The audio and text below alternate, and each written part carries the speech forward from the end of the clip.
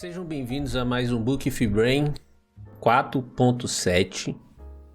Já chegamos aí na 7ª parte desse livro. E, bom, essas últimas semanas, né? Foi mais de uma semana para chegar nessa 7ª parte. A gente leu das páginas 601 até a página 712. Bom, para quem não sabe, o Bruno, que participava junto comigo aqui, decidiu sair do canal e de agora em diante eu vou tocar o Book Free Brain e o Cine Free Brain, que eu dividia com ele as discussões, sozinho, né? Então vamos nessa.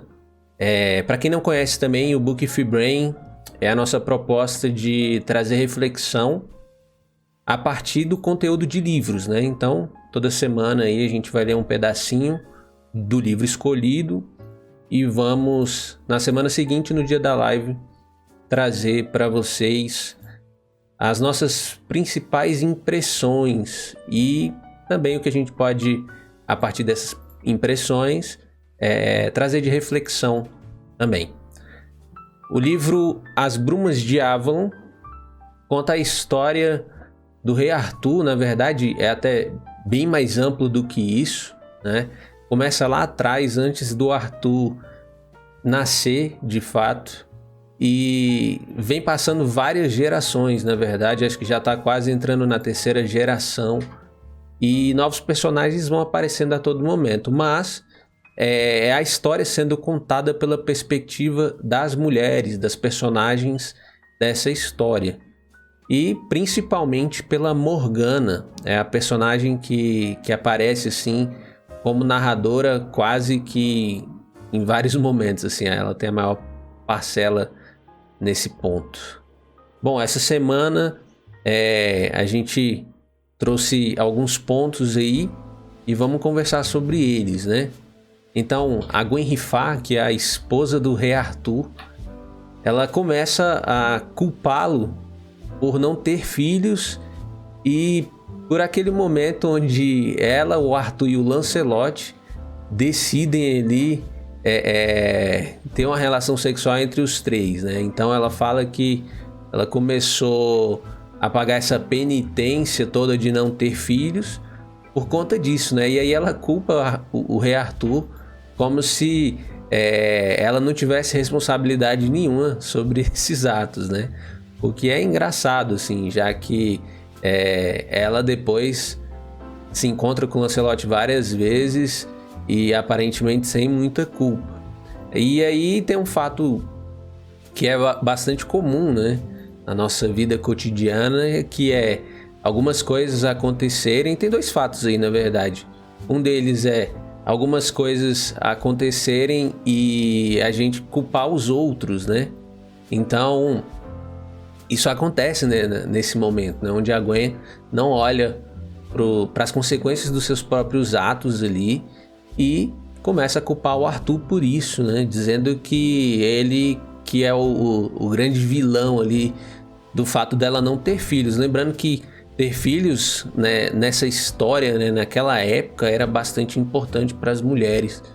Era uma das funções ali, digamos, sociais, a gente pode dizer assim, onde as mulheres que não conseguiam fazer isso, né, prover um filho pro homem, principalmente para um rei, né, onde a sequência ali, as próximas gerações eram tão importantes, né, para o reinado, para a continuidade ali da dinastia. Uma mulher, uma rainha não conseguir ter filhos era uma coisa assim extremamente ruim. Então, para Gwen, ela não deixa de sentir isso, né, esse peso, mas ao mesmo tempo ela não olha para si mesma, né, não olha para os seus próprios atos ali e começa a culpar o Arthur, né? Esse movimento é comum, assim. Talvez ela tentou responder essa questão, né, por que eu não consigo ter filhos, de outras formas, e aí no final das contas ela começa a encontrar essa culpa nos outros, né? E isso faz sentido para ela ali naquele momento. Bom, além disso, sim, que da Gwen culpar, essa dificuldade de ver também, né? Como os nossos atos geram consequências. Não que o fato dela ter feito algumas coisas que aos olhos dela era ruim foi o que fez com que ela não tivesse filhos, né? Na verdade, uma coisa não está ligada à outra. Mas, ao mesmo tempo, ela acaba não olhando para as consequências dos atos dela, né? Ela não faz uma projeção para o futuro. Em sequência, outro ponto assim que eu notei como interessante é que a Morgana, que é a irmã do rei Arthur, ela acaba se casando com Uriens, que é o rei lá do Gales do Norte, se eu não me engano. E aí, as 100 páginas anteriores, né, da outra semana que a gente gravou, a Gwen termina a história, o ponto que termina, né, o capítulo que termina, é a Gwen falando que vai ter uma vingança, assim, que vai ter uma vingança, né? Não lembro nem se é ela falando, mas o fato é que o que pareceu ser a vingança dela foi, de alguma forma, ela influenciar Arthur a decidir que a Morgana casasse com o rei Uriens. E aí isso acontece, né? A Morgana acaba não gostando muito. Depois se passam 2 anos, né, nessa história aí, e ela já fica ali casada com ele, a contragosto, né? O cara bem mais velho. E isso que pareceu ser a vingança da Gwen. Só que ao mesmo tempo a Morgana acaba fazendo uma jogada lá para Elaine se casar com Lancelot. E aí a gente entra no outro ponto que também você vê, os personagens eles agem de forma tão similares, né? Assim como nós também. Porque a Gwen, ela planejou isso aí, a Morgana acaba casando, só que aí em sequência a Morgana, pensando ali em como que a gente resolve essa questão Lancelot e Gwen, né? Que estava de certa forma trazendo problemas aos olhos da Morgana, mas a Morgana ao mesmo tempo também tem um pouco ali de ciúmes, e aí ela num plano meio maquiavélico consegue juntar, né, deixar o Lancelot numa situação onde a honra era mais importante, e ele acaba casando com a Elaine. E aí meio que a vingança da Gwen não deu muito certo, assim, quase que o tiro saiu pela culatra depois. Mas o que é mais interessante nesse ponto todo, assim, da Morgana, que eu falei que ela age igual a Gwen, ela mais uma vez ali, ao invés de atribuir a ela mesma a responsabilidade dos atos dela, ela joga para a deusa, né? Ela fala que ela não está fazendo aquelas coisas que está fazendo porque ela pensou e teve um objetivo no final. Ela fala que, bom, não é ela, assim, a vontade é a da deusa. A deusa que é cultuada lá em Avalon, né? Então, mais uma vez, um personagem agindo como nós costumamos agir muitas vezes nas nossas vidas, né? A gente, ao invés de atribuir a responsabilidade para nós mesmos, acabamos jogando essa responsabilidade nos outros, a responsabilidade dos nossos atos, né? Principalmente quando as consequências são ruins, porque se forem boas, aí você vai trazer o mérito, né? A responsabilidade daquela ação toda para si. E aí um outro ponto também que é interessante ressaltar é a Gwen, mais uma vez, né? A Gwen é a personagem dessa história que eu diria assim que está pronta para fazer um tratamento, uma psicoterapia já tem muito tempo, né? Porque ela teve uma infância aparentemente difícil, né? De um pai que não a valorizava tanto, e tem toda essa questão de não conseguir ter filhos e esse amor, essa paixão que ela tem pelo Lancelot, que não pode ser correspondida, e tem um momento onde conversando, né, com a Morgana e tal, a Morgana falando do enteado que ela começou a ter depois que casou com o Uriens, né, e também do filho. A Gwen naquele momento ali, ela meio que amaldiçoa a Morgana porque a Morgana tem 2 filhos e ela não tem nenhum, né? E aí a gente vê a questão da inveja, né? A inveja é uma coisa super comum, todo mundo sente isso em algum momento, né? Não necessariamente tem como controlar, assim, sabe? Com que ela apareça. E aí, claro que uma pessoa que está fragilizada psicologicamente, digamos assim, talvez ela tenha uma tendência maior a manifestar essas coisas. Então, a Gwen é uma pessoa que está nesse estado, né?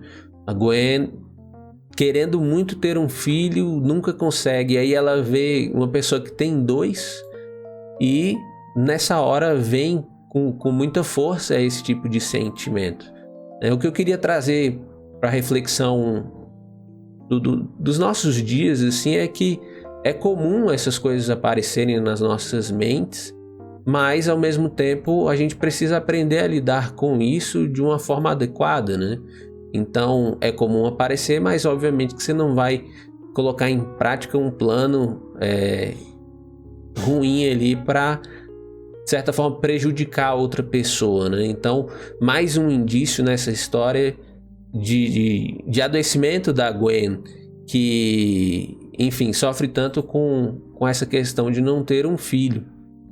E aí a gente já pula para o próximo ponto, que também é interessante, que é a visão dos homens com relação às mulheres, né? A gente já falou aqui várias vezes o como as mulheres naquela época ali não tinham muitas oportunidades ou eram bem vistas, né? Elas tinham papéis sociais ali muito bem definidos, sem muita margem para fazer uma coisa ou outra. E tem uma hora que o Arthur tá conversando com a Morgana, e aí a Morgana casada, né, com esse rei muito mais velho do que ela, assim, ela quase que não teve como opinar na hora se casava ou não casava. E o Arthur fala para ela assim: pô, uma mulher que é casada, que tem um reinado ali, filhos, o que mais que ela poderia desejar? Arthur acredita nisso, né? Os homens daquela época acreditavam nisso, assim, de que para a mulher bastava algumas poucas coisas e era isso aí. Então, chega a ser absurdo quando a gente traz para os tempos de hoje, né? Essa afirmação dele. Tá casada e tem alguns filhos, o que mais que ela poderia desejar? Ela com certeza tá feliz, né? Talvez ele, Arthur, com relação à sua irmã, nem quisesse o mal para ela, não, pelo menos não aparenta isso em toda a história. Ele sempre a trata muito bem, mas ao mesmo tempo uma visão tão limitada e engessada ali, talvez por conta da época, de como as coisas foram construídas socialmente, e aí acaba saindo essa fala, né, dele. E só que ela é muito estranha, né? É claro que as mulheres daquela época, apesar de viverem a vida de acordo com as regras ali, elas desejavam mais, com certeza, né? Lembrando que, mesmo sendo uma história, ela se ambienta ela se inspira num momento que foi real, assim, né? Então é pertinente a gente fazer essa comparação. E aí, já pertinho do final desse capítulo, a outra coisa que a gente consegue perceber é que, mais uma vez, o pessoal que... as sacerdotisas, né? O pessoal que está ali situado ali dentro das brumas de Avalon, na ilha, mais uma vez eles estão ali tramando para fazer alguma coisa, colocar alguém no poder, né? No caso, no trono do rei Arthur, né? No lugar de Arthur, e aonde for possível. E aí a gente já viu isso várias vezes também nessa história, né? Onde lá atrás Viviane tramando com Merlin, e a Viviane já também construindo uma situação para Morgana ter um filho com o próprio irmão. E mais uma vez a gente vê isso aparecendo, né? A Niniane, quase Viviane, né? Mas Niniane, ela tomou o lugar da Viviane depois da morte dela e se tornou a Senhora do Lago. E aí a Morgana volta para lá, né? Depois de muito tempo. E as duas já começam a tramar o que fazer para colocar alguém que tenha em alta conta eles chamam de os povos antigos, né? Então isso se inclui também o pessoal que tá ali em Avalon, né? Então eles querem colocar no trono alguém que se simpatize com eles, né? E não querem deixar no trono um rei cristão. E aí já começa mais uma vez essa trama, né? Eu não sei, não fica muito claro assim se eles estão com medo, né? Em alguns momentos até parece que eles estão com medo do que pode acontecer caso sempre tenha um rei cristão lá no poder. Mas eu não sei se é só isso, assim, se eles estão só se defendendo, né? Porque chegam a cogitar, inclusive, assassinato, assim. A Morgana é muito enfática nesse sentido, dizendo que não vai fazer isso, né? Nem mesmo por Avalon ela assassinaria alguém só para que tivesse um simpatizante de Avalon no poder. E chega aquela coisa assim, né? Por quê, né? Por que as pessoas ficam buscando esse poder de forma desvairada, assim, sem pensar muito sobre isso, talvez? Eu realmente não consigo responder muitas vezes, porque o que parece é que essas pessoas ficam viciadas assim em poder, sabe? Sempre tá no topo, sempre está ali levando uma vida com regalias, né? Poder decidir algumas coisas por todo mundo. O poder, ele tem essa capacidade assim de transformar a gente de uma forma até negativa, né?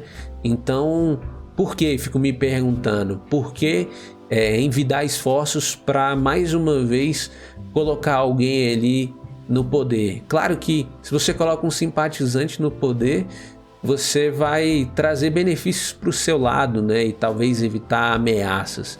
Mas a custo de quê? É o que eu fico me perguntando, né?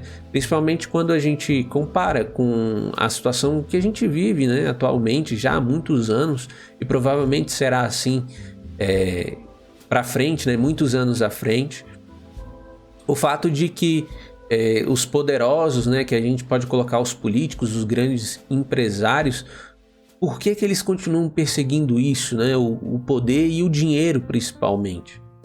Para simplesmente se satisfazer quando tem tantas outras pessoas que estão precisando de ajuda, né? Eu fico pensando, às vezes, um bilionário, ele poderia ajudar tanta gente, ainda assim sobrar tanto dinheiro para ele.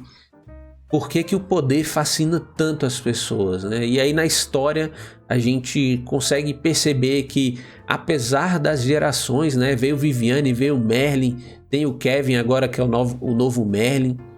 Apesar da história dos personagens, esse problema continua aparecendo, né? As pessoas sempre buscando o poder de alguma forma e tentando influenciar a história a partir disso, né?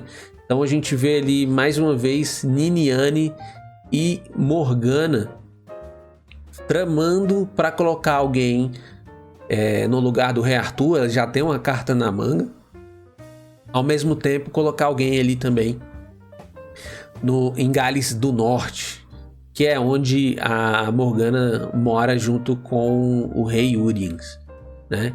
Então, galera, esses foram os pontos que eu consegui extrair nessas 100 páginas. Acabei não falando da minha experiência, como que foi ler essas 100 páginas essa semana. Foi tranquilo, não foi tão difícil. Eu acho que eu começo até a me afeiçoar por uns personagens, e isso faz com que torne a leitura um pouco mais fácil, né? Não teve tanta emoção como nas 100 páginas anteriores, onde teve um bocado de tragédia, né? Mas a gente segue lendo aí essa história um pouco parada e vamos ver onde que vai chegar. Então é isso aí. Na próxima semana a gente vai acabar finalizando o livro 3 e já iniciar o último livro, né?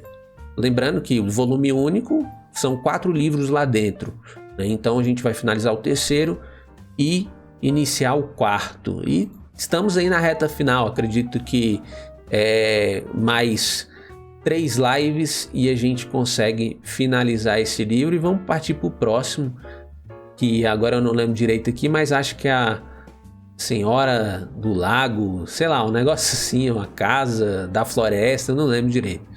Mas é isso aí então, Book Brain fica por aqui.